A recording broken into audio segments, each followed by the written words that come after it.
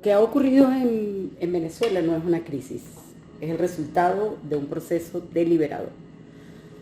Durante la última década y en realidad en fases más tempranas se desplegó un mecanismo estructurado de desposesión que no responde a errores ni a improvisaciones, sino a una lógica sistemática de extracción de la riqueza mediante la destrucción del propio país. No se trató de construir, sino de vaciar, ni de gobernar, sino de capturar. Se trató de un proceso estructurado, ejecutado por fases, que encaja con lo descrito por el geógrafo y teórico David Harvey, un modelo de acumulación por desposesión. Vamos a seguir insistiendo en este tema, donde la destrucción deliberada de la moneda, la industria y el Estado sirve como mecanismo para transferir riqueza y soberanía al capital financiero global. Con enemigos externos e internos, desde la reconfiguración del capitalismo global en 1973 con la consolidación del eje financiero dominado por Wall Street y la Reserva Federal de Estados Unidos, se impuso un sistema capaz de intervenir en economías periféricas mediante la deuda, la manipulación monetaria y las crisis inducidas. Instituciones como la FMI operan como garantes de este esquema, porque socializan las pérdidas, imponen ajustes estructurales y aseguran la subordinación de los estados. Venezuela eso no hizo falta con el programa de recuperación del 2018. No es libre mercado, es una dominación estructurada. Las crisis no son anomalías, son herramientas de reorganización del poder económico global. Este proceso no es espontáneo, parece caótico, pero responde a una racionalidad del poder global que articula actores internos y externos que en el caso venezolano adopta una forma específica. Una revolución de la ambigüedad, donde la destrucción se ejecuta mientras se simula defensa y el saqueo se disfraza de política. A ello se suma una dinámica donde la sobreacumulación del capital se transforma en deuda, crédito y activo financiero, permitiendo reubicar esos excedentes a escala global mediante instituciones financieras estatales. En condiciones normales, esto pudiera traducirse en una inversión productiva. En condiciones de captura, se convierte en una crisis, en dependencia y en una desposesión sistemática. Ahora, nos prometieron una república. Y políticamente la irrupción a finales del siglo XX se genera una expectativa transversal inédita. Sectores populares, élites tradicionales, actores económicos y corrientes ideológicas diversas convergieron en la promesa de reconstruir la república sobre base de justicia, soberanía y equilibrio. Yo, que no me había metido nunca en política, me metí en política. Esa promesa se formalizó en un nuevo orden constitucional y un proyecto de Estado social de derecho de justicia, democrático. En ese me anoté yo. Pero desde el inicio operó un doble movimiento. En la superficie, un discurso de inclusión, soberanía y desarrollo; en lo subterráneo, redes de poder que actuaban como quintas y sextas columnas, erosionando desde adentro el proyecto constitucional.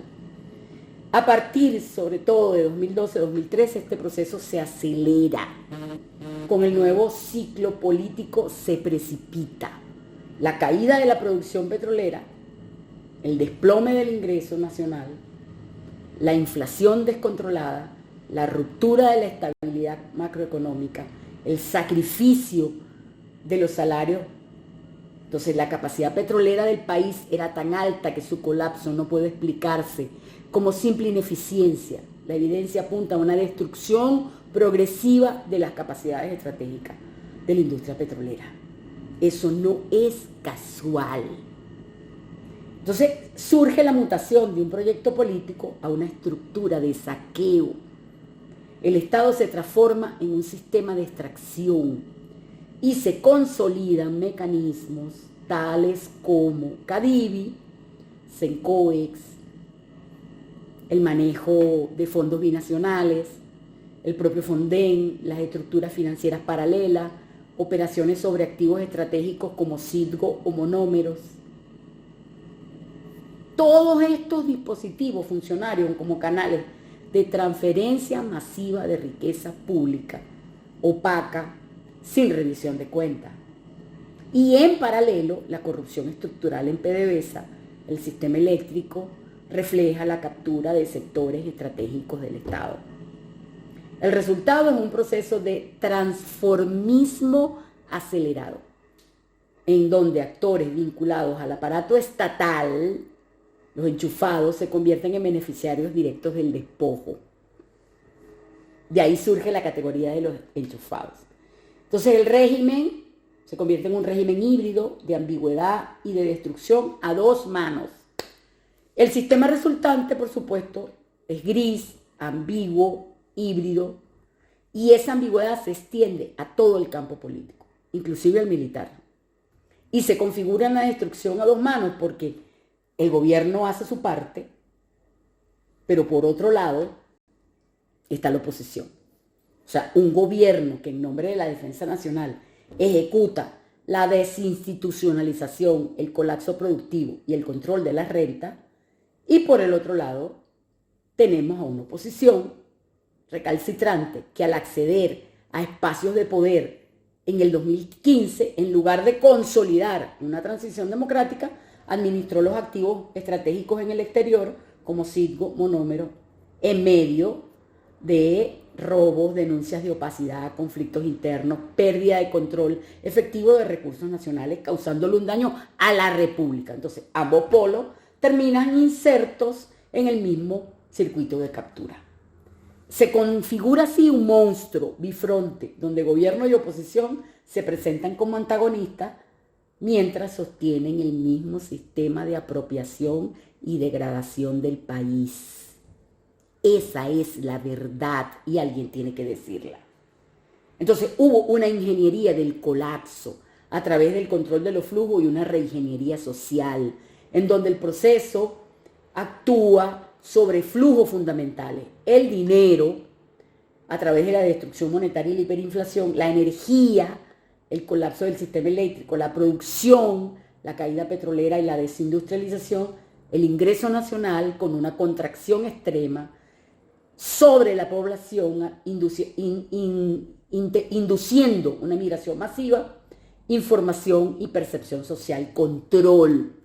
Entonces se impone una lógica de reingeniería social donde se fragmenta el tejido social, donde hay una ruptura de la psiquis colectiva, donde hay una normalización de la precariedad y una gestión del miedo y la incertidumbre, el terror, para lograr la desmovilización.